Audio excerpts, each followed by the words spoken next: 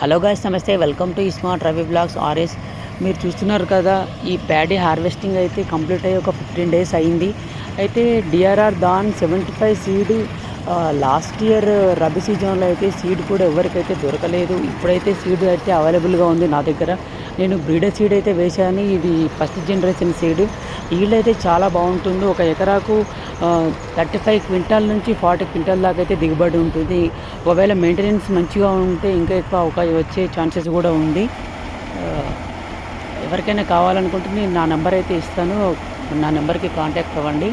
9502401717. మీకు కావాలనుకుంటే మేము కొరియర్ కూడా చేస్తాము.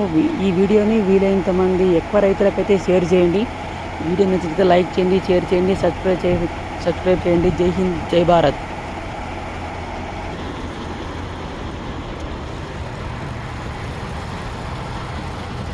సీడ్ కూడా చాలా బాగుంది, ఒకసారి చూడండి. ప్రాసెసింగ్ కూడా